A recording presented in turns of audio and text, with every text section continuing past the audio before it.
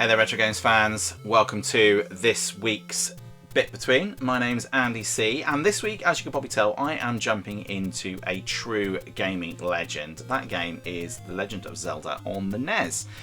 Living with the NES as part of the Month With series, which will finish next week, and I felt that I've played on quite a few Nintendo consoles through the Month With, and I haven't really focused that much on Zelda, and that's a crime. Now, what's even more of a crime, and please don't hate me for this, not least because I call myself a bit of a retro gamer, I've not really played The Legend of Zelda. It is a game that passed me by, mainly because I didn't own a NES and I didn't have a lot of access to NES back in the day. So I've played a lot of more recent ones, and in fact I'm playing on the GameCube emulator on the Switch 2, the Wind Waker, which is one of my favourite Zelda games, one of my favourite games actually. I just love that game. Played Breath of the Wild and a few newer Zeldas, but Zelda's never really been a big thing for me, and so yeah, this is a bit of a first. I've played this game for a few minutes, probably at most, but yes, whilst it might seem strange, yeah, I've not actually played this one really at all, so this is going to be a bit of a first for me. Just a little bit of a background to the game itself. It was released in 1986 in Japan and 1987 worldwide, and the game was created by Nintendo legends Shigeru Miyamoto and Takashi Tezuka, and it was designed around Miyamoto's childhood memories of exploring forests and caves near Kyoto, and that sense of discovery became the heart of this game, and of course all subsequent Zelda games. It's a really big part of it, and so I can, despite having not played this, I understand Zelda and I understand that whole discovery element, because I've got quite addicted to some of the more recent Zelda games. But if you own this one back in the day, then you will remember the iconic gold cartridge. That's something I'm definitely familiar with, and it made it stand out instantly on the store shelves. The technology inside it, of course, was also pretty impressive. It was one of the very first console games to actually include a battery save system, something which was pretty rare, but it was quite expensive to do. But it meant that you could actually save your adventure rather than starting from scratch every single time. That was a really big deal, and the start of things to come. In the game, of course, you play as Link, as you do in most Zelda games, not all, but most, and you explore the kingdom of Hyrule to collect scattered pieces of the Triforce, defeat the evil Ganon, and rescue Princess Zelda. Pretty standard fare for Zelda games, obviously for this one, but a lot of Zelda games that followed. But what really made this game revolutionary at the time was the freedom. Instead of pushing you through a very fixed path, Zelda drops you into the world and simply lets you explore. And again, that is a big thing for games of this age, and again, as someone that's played more recent Zeldas, that spirit is absolutely still very much there. You're going to discover secrets, hidden caves, dungeons in almost any order as you would expect to, and yes, that is Zelda. So today I'm going to be diving into this most influential of games and finding out what whether the adventure that started it all really still holds up today. What I'm going to be doing, and because I'm pretty new to this, I am going to be following through a few beginner tips. So I've had a bit of a look around to see what sort of things you should do early on in the game if you are a newcomer to Zelda. I do recognise actually a lot of the stuff that's sort of scrolling past on the screen at the moment, all very standard things that you get in Zelda games, including modern ones. I saw the boomerang in there and the bombs, all pretty standard stuff. So yeah, what I'm going to do is I've sort of distilled a few beginner tips, which I'll talk through. Some of them I'll be able to do straight away, and others I'll just try and talk through as I play the game. If not, I will. If I don't get through all of them, I'll list them in the comments below. So that's it then. That is the preamble. Let's get straight into playing this most iconic game, The Legend of Zelda on the NES. Let's get into it.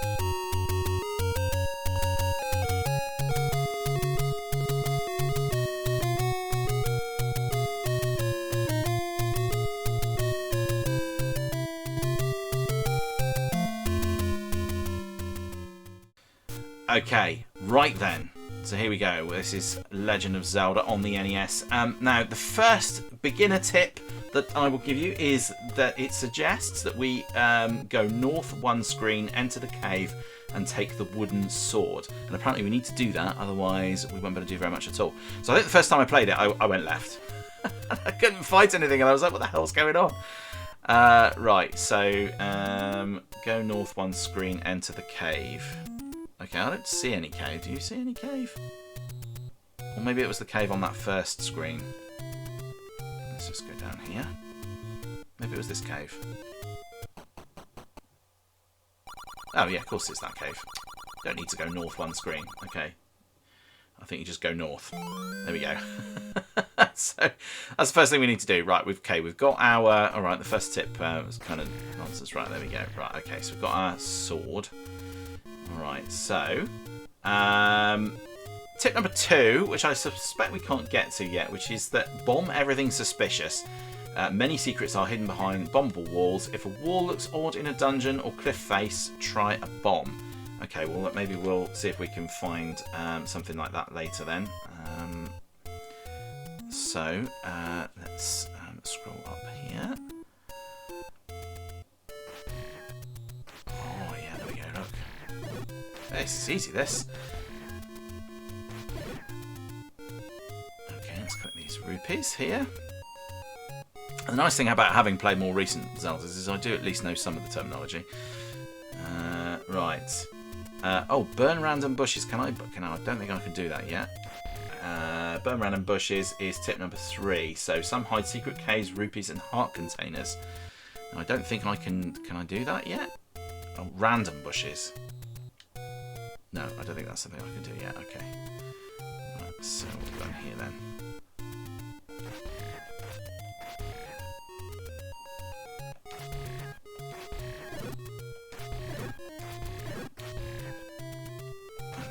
Get the bosses here. There we go, little heart there. Don't think I actually needed that because I've got. Alright, we've got 2 rupees so far. Practically rich. Yeah, that is one of the tips as well. Suggests. Oh, that was. Oh no, it didn't respawn. I was concerned actually we would get a respawn then, but we didn't. So that's good news.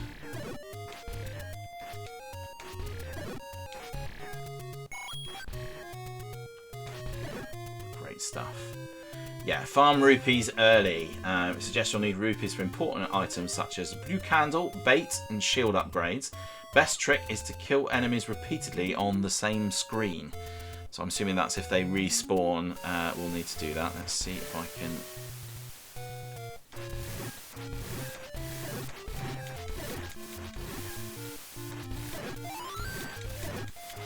Ah, now there's a fairy. Now we know what those are because we get those in playing through Wind Waker at the moment. I know for well.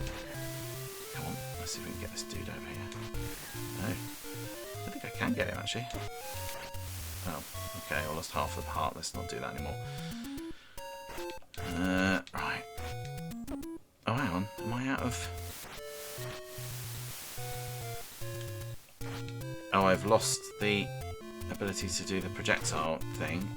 So I assume I've got to go up to these guys here. And I apologise to anybody who's watching this who are big Zelda fans, because I'm going to be pretty bad at this, having not played this before. And I don't really know what I'm doing. Oh, I'm already in trouble. Look at this. I could really do with some health right now. How have I managed to get myself into such a mess so early on? Don't answer that question. That was rhetorical. Right, where are we going now? Let's go. Oh no! I had a feeling that was going to happen, and I don't know why I didn't avoid that. And we're game over already. Okay, well let's go to continue. That didn't last long, did it? To avoid damaging game info saved, hold in reset button as you turn power off. Okay, well we don't need to do that. So we are, as usual when I'm recording, we are emulating. I do still have my sword. Yes, I do. Let's go this way this time.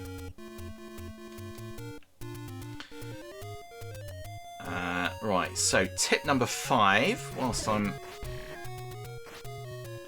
Oh, that wasn't good, was it? Oh, hang on. Oh, no.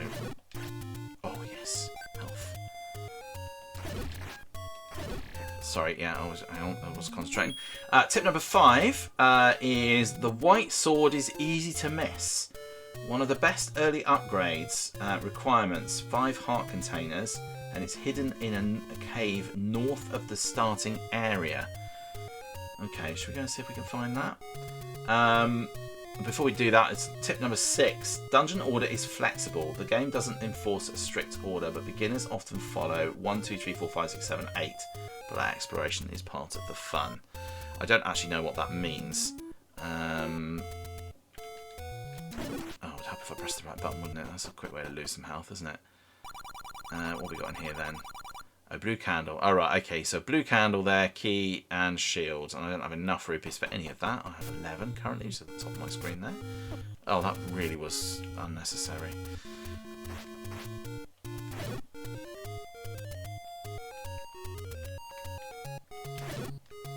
Oh, yes. Oh, dear. That wasn't so good though, was it? Right, where are we now? Oh, that's the starting area. Right, okay. This is to the north of the starting area. So I assume if I go this way... Ah! Okay. And so those are 6 tips that I've given so far. So the only thing I've managed to do so far is actually just get the sword. I haven't really done much else. I'm going to try and just see if I can get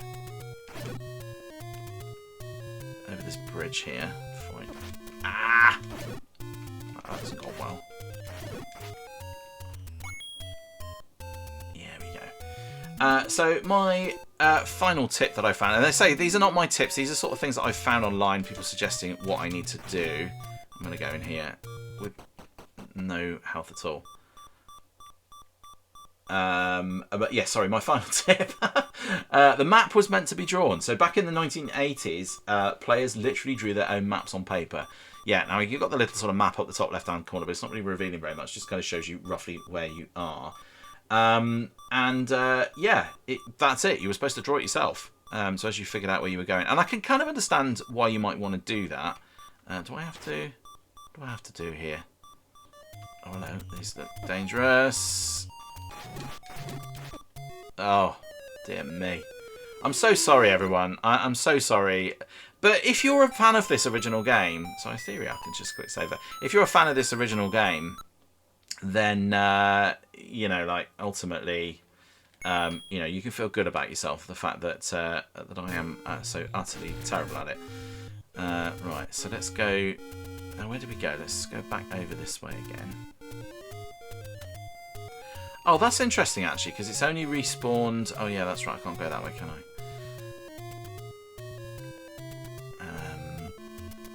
Yeah, I can see why it'd be useful to do the map. I suspect as well nowadays that you can probably find the map online.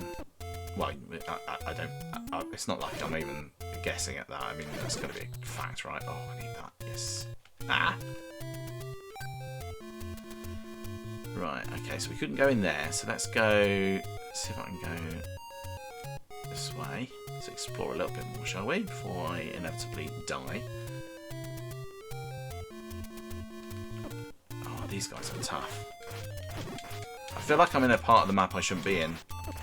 I'm already in trouble now. I'm going to get out of here.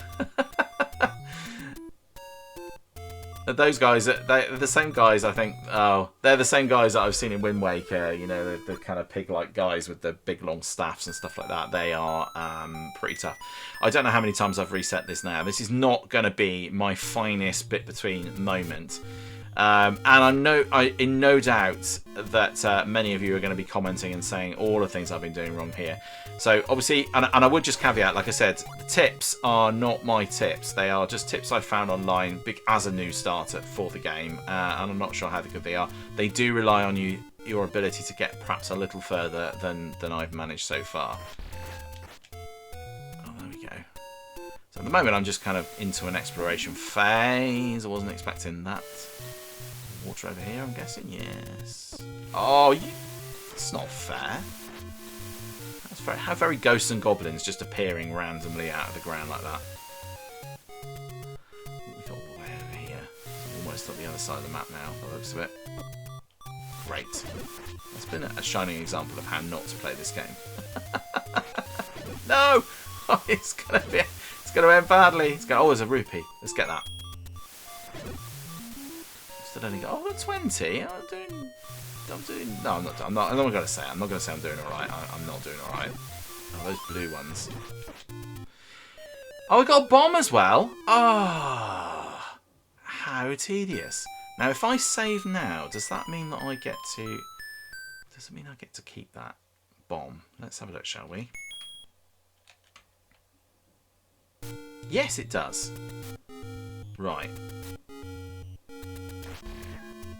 Now, in theory, if I'll just see if I can find something that looks suspicious. Let's try here for no good reason. Nothing. Alright, I've got 3 left. Now, I'm looking out for, like it said in the tips, looking out for something that looks suspicious. All the while trying to avoid all of these dudes. Oh, do I get health heart when I actually don't need it?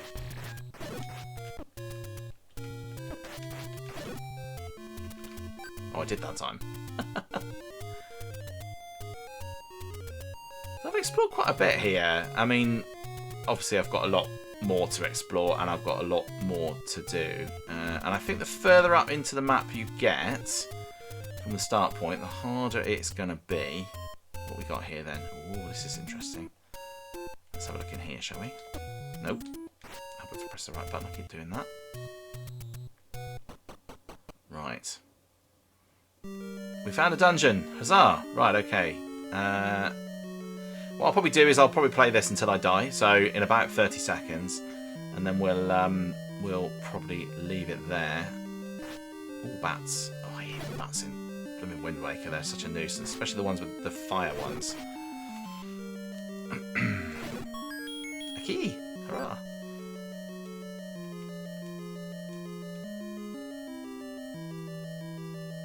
Right. So I'm assuming that opens this.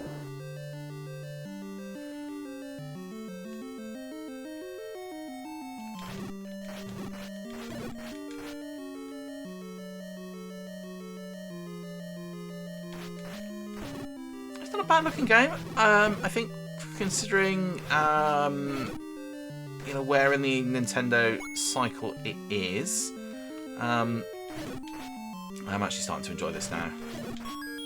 There's definitely an element of when you first play it, it is a little bit takes a little bit of getting used to, but you know once you start to get the hang of it, I mean, I trust me, I'm no expert at this, right? But you know what? I'm just going to open that door there because there's a lot of bats in here.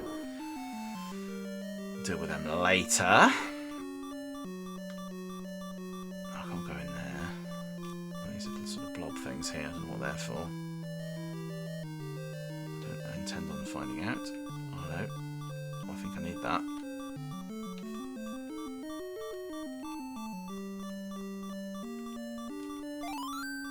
Ah! A map. Nope.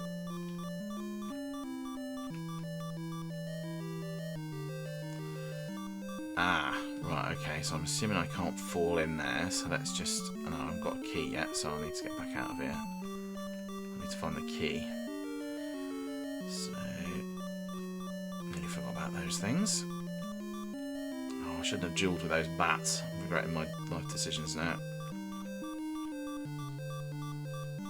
Those things are. Oh, now, this is a problem, because... Now I'm in trouble. Now I'm in big trouble. Can I actually get back out of there? No. Okay, so... What am I missing? What am I missing, people? And I'm sure you're all going to be telling me. I feel like I'm missing something. Did I get a key? Have I got a key? Did I imagine that? No. I haven't got a, well, I certainly haven't got a key for that anyway. Oh, maybe I need to... Oh, hang on a minute as well, because I just realised something. Quite often, you need to actually have destroyed all the enemies to reveal a key, don't you? There we go. There's the key. Oh. Oh, I thought he was on his way back. Ah! Right. Let's leave it there. So there we go. That is the Legend of Zelda, the very first NES game very first NES game on the very first Legend of Zelda game on the NES, I should say. What do I think? Come on, it's an absolute classic. I know it's a classic. I've seen people play it before. Yes, I haven't played it very well, and yes, that was an utterly disastrous run through of this fantastic game. But you know what? I'm honest about it. I could go back and play it 1,000 times and then come back and go, hey, I played it for the first time, and then do an amazing run through. That I could have done. I could have played some games that I've played before, but I really wanted to play this, and I didn't want to get through another Nintendo. I didn't want to get through another Nintendo month with and not play Zelda again. I did play a bit of Wind Waker, I think, when I did the GameCube one. Largely because it's one of my favourite games, but I haven't done a lot of Zelda on a lot of other platforms. So yes, there we go. What do I think? Oh man, it's I was really starting to get into that, and I can see why people love it. It's got to be a 5, hasn't it? It's got to be a 5 out of 5. It's just an amazing game. It's having watched people play it as well as having played it myself, I know how good a game it is. I know how important a game it is. It's just fantastic. It's just brilliant. I'm hopeless at it, but I felt that as I was starting to play through there, I was improving. That's the most I've played it. I mean, I think up to now, I don't know if any of you spotted it, but well, you won't have spotted it, but I was looking when I started up the emulator. It said I played it for all of about 3 minutes, so really not very much at all. But what I love about it as well is that as someone who's played modern Zelda games, I love the fact that the spirit of this original game absolutely exists in there. I can go and play that game. I know what I've got to do without finding any notes, without looking at anything. I know what I've got to do. I can kind of figure it out, and that's what's wonderful about it. It's that free roaming nature of this game, which was so unusual at the time, and I love the fact that it translates so well into modern games as well. So can you go back and play this game in 2026? Absolutely, yes. Absolutely. It is great. And it's incredibly innovative, and it just looks fantastic. And there's other games that I've played, whether that's things like Gauntlet and things like that have sort of a similar kind of vibe. I think this is better. And that's not to say I don't like other games like this, but I think this is it's just got a charm, and it's got that wonderful soundtrack that everybody recognises, of course, as well. So there we go. That is The Legend of Zelda on the NES. An absolutely fantastic little game. Just leads me to talk about what's coming up next on the channel. So I've got another bit between coming up next week. I haven't decided what game I want to play, but it's going to be the last NES game for the month with. And then, of course, next Friday, so not this Friday, the Friday after, we will be wrapping up the month with the NES. This Friday, I'm going to be talking about one of the things that I find most incredible about the NES, which is why some of the later generation games look so good. Considering that the NES is quite a limited bit of hardware in terms of specifications, some of the later games, things like Kirby, which I was playing the other day, look absolutely incredible. And I did wonder how they managed to achieve it. So I went and had a bit of a look to see what sort of tips and tricks the developers used to squeeze every last little bit of performance out of what by that point was an aging console. So I'm going to talk a little bit about that and the phenomenon of the NES and its longevity, and largely because of how developers worked out how to squeeze everything out of it. Some of the games just look like they look like they almost could belong in the 16-bit era. It's incredible, really, what they achieved. So going to be doing that, and of course, obviously, when we come to the end of the month I'll be announcing what console we've got coming up next month. It's one of my favourites. I'm not going to say too much more because I'll give it away straight away. So it's one of my favourites from the era that it's from. So stay tuned for that as well. I think that's probably all I have today. So that's it. It just leaves me to say then, please do all take care of yourselves. I will see you in the next one. Until then, bye for now.